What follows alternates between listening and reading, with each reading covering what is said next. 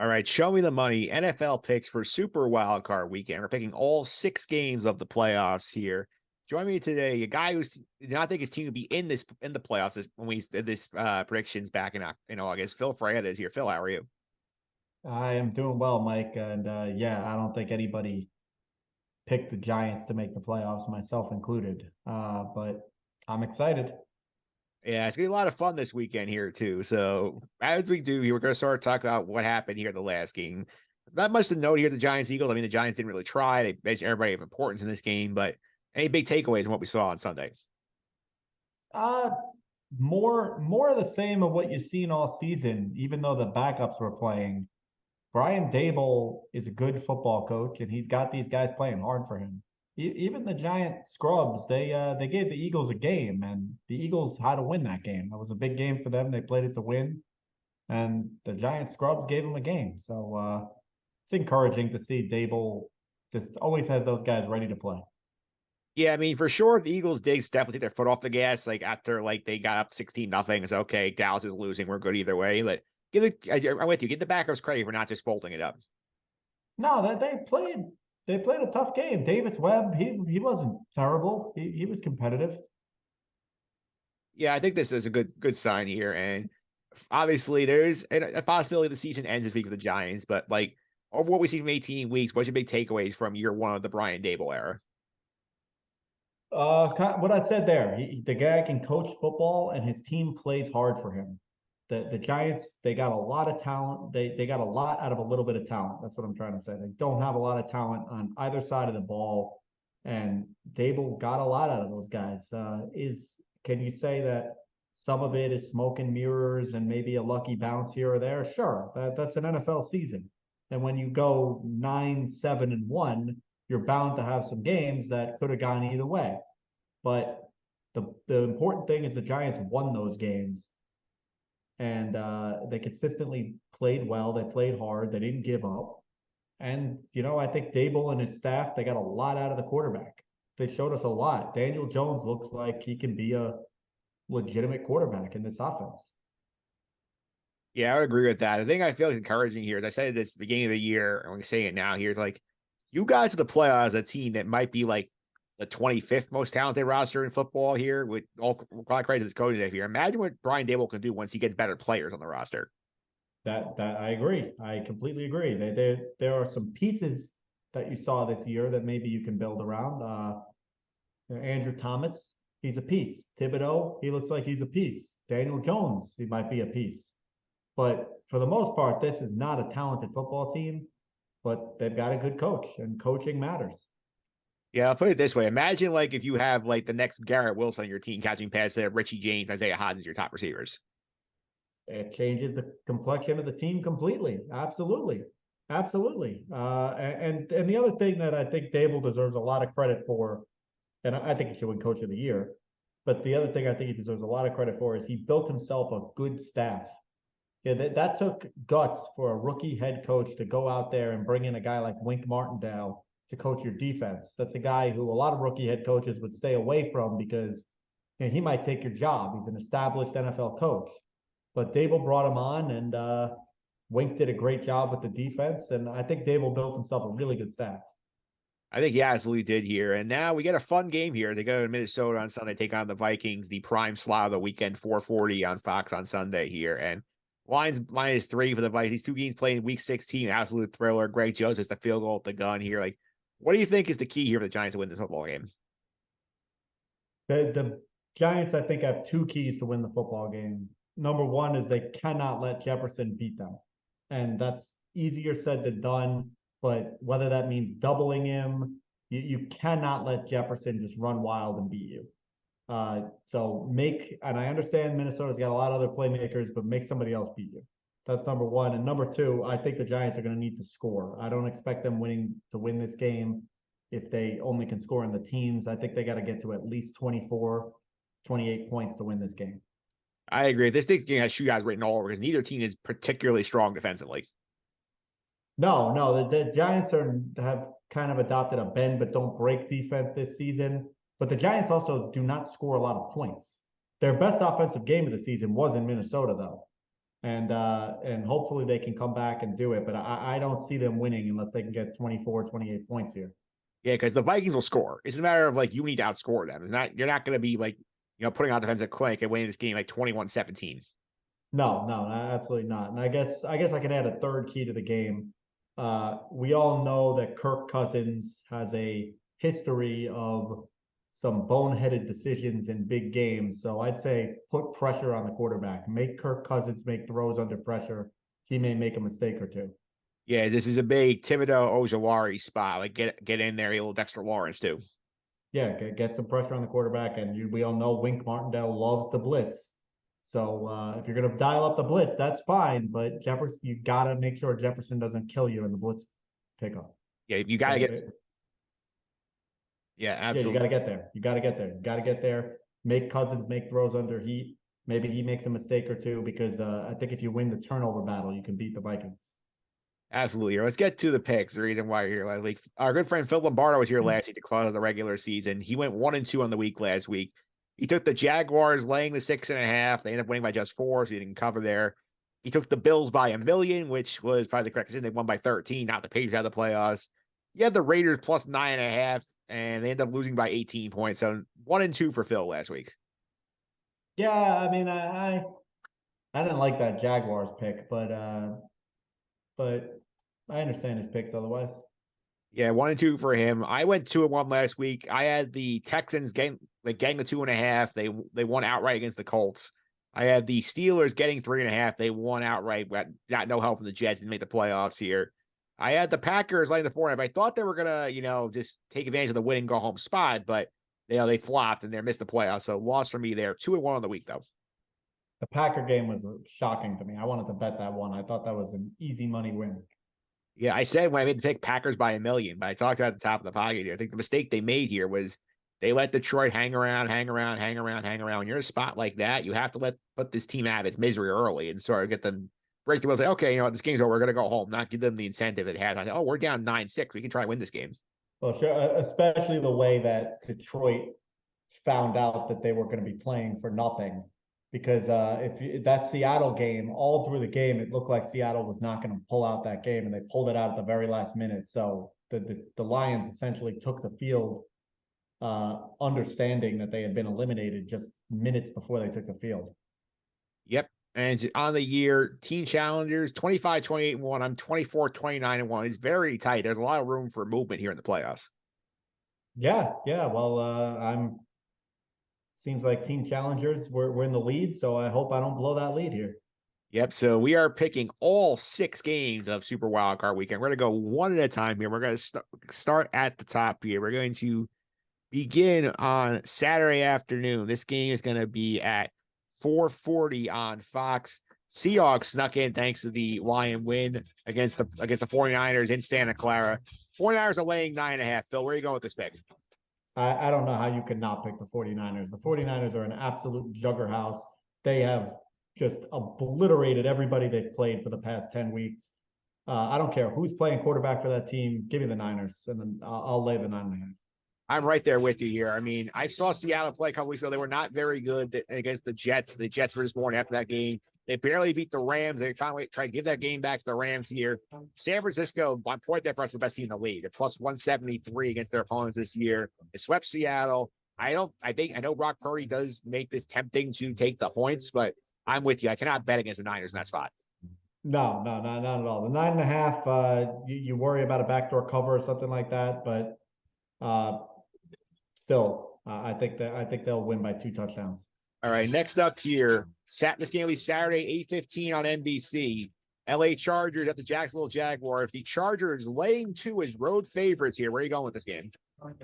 Give me the Jags. Give me the points. The Jaguars, what are they? Won 6 games in a row or something like that. They're hot. They have a proven coach who's won in the playoffs in Peterson.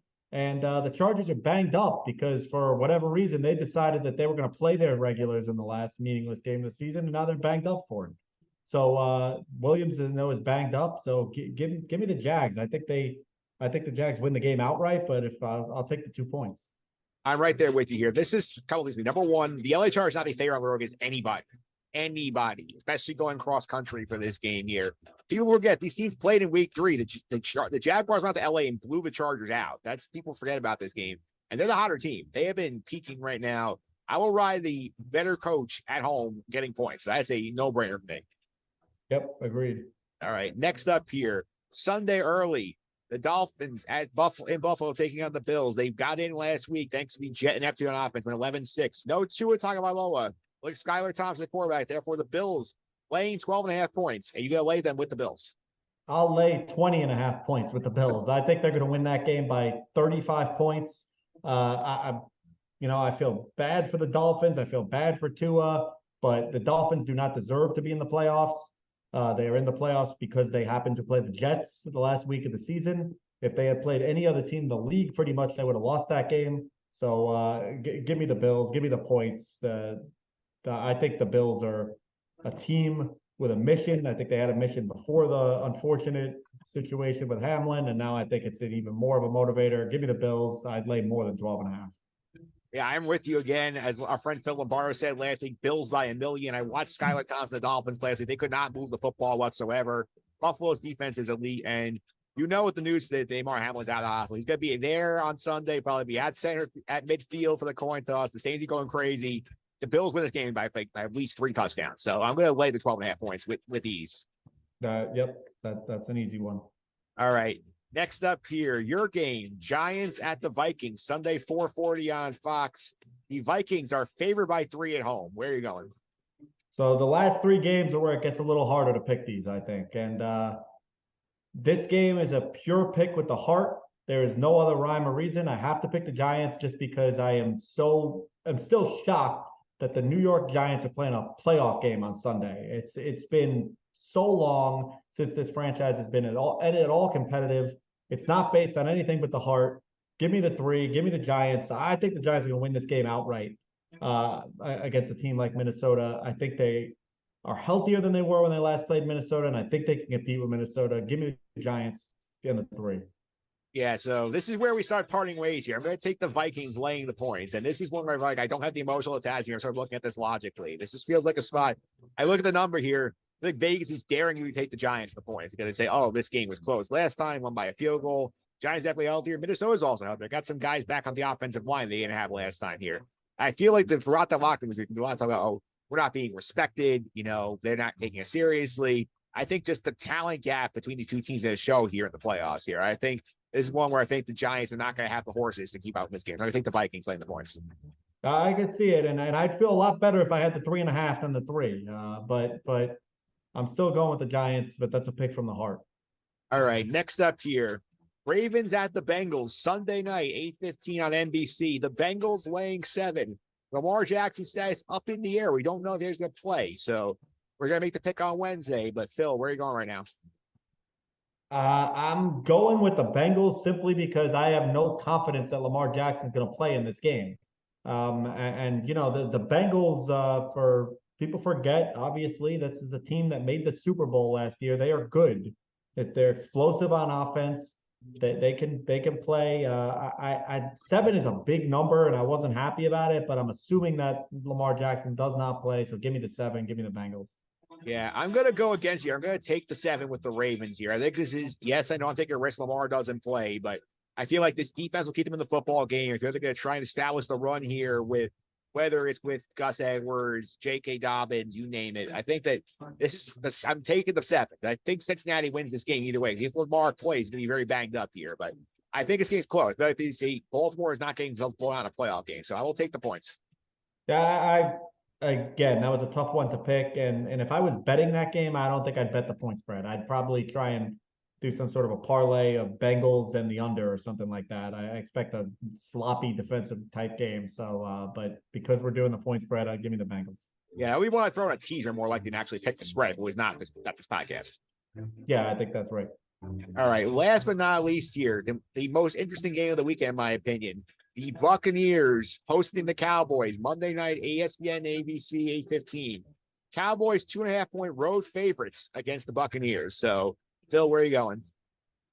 I'm making this pick for our good buddy Mike Pagan, few years ago, I picked the Cowboys in the playoffs, and he says it was my fault that they lost. So I'm going to pick the Bucks simply for Mike Pagan. So he cannot blame me if the Cowboys lose. But I do have a reason beyond that. The Cowboys looked absolutely terrible, terrible, terrible, terrible in Week 18. I don't think Dak has looked good all season long. And look, I can't. The Bucks don't look good either. Todd Bowles is their coach.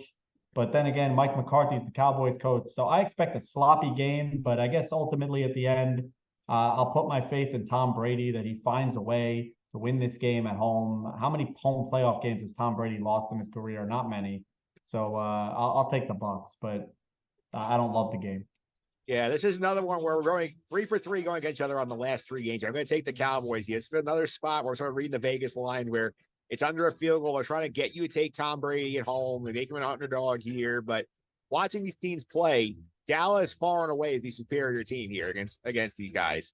Tampa Bay is not good. The one thing they have is the quarterback situation where Brady is better than Prescott. But I like this team as a whole. I think Dallas come out, play well in this game. They didn't really try last week against the Commanders. They knew they were basically done with the way the Giants broached the game here.